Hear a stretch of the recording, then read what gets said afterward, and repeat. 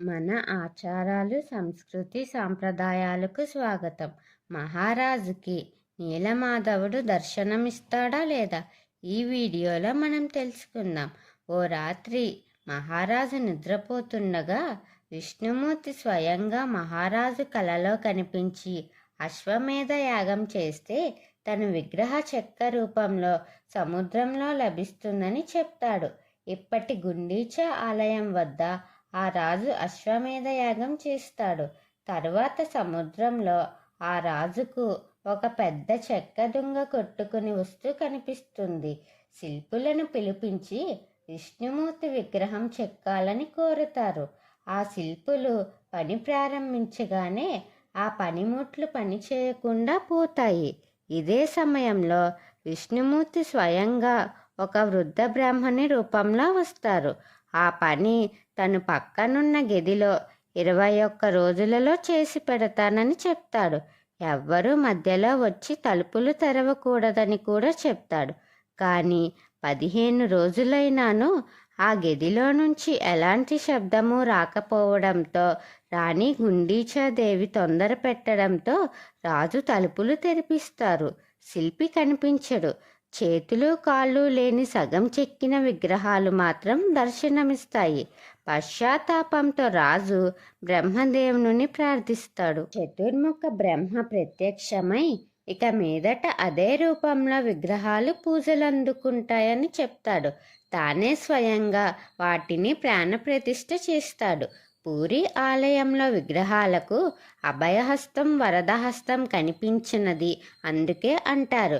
చతుర్దశ భవనాలను వీక్షించడానిక అన్నట్లు ఇంతింత కళ్ళు మాత్రం ఉంటాయి.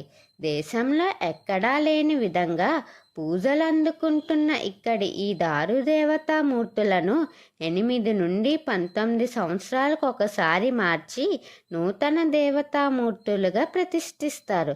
దీనిని నవకళేబర ఉత్సవంగా నిర్వహిస్తారు.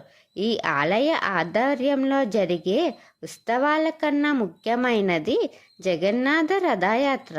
జగన్నాథ రథయాత్రగా పిలువబడే ఈ రథయాత్రలలో లక్షలాది మంది భక్తులు పాల్గొంటారు.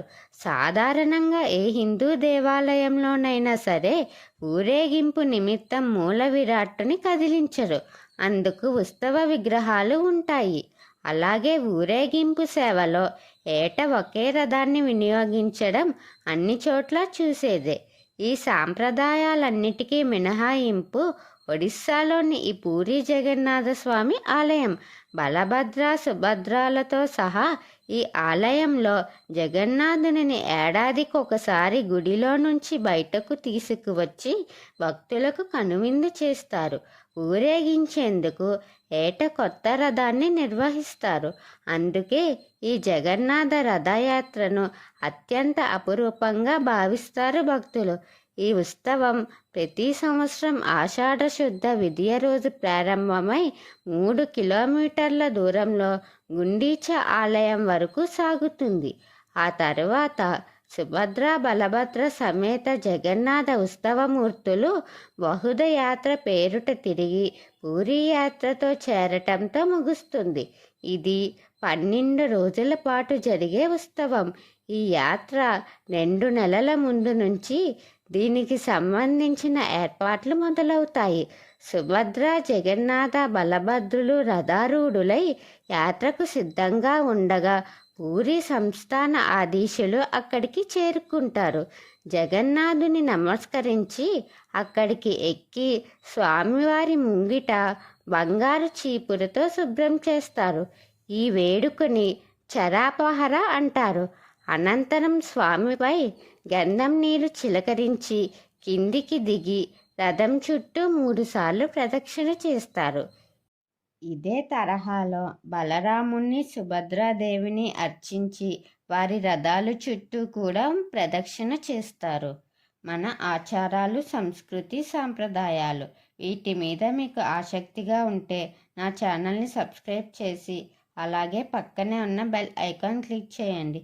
నా వీడియోస్ని మీరు ఆదరించి లైక్, షేర్, కమెంట్ చేయండి. ఓం శ్రీమాత్రే నమః.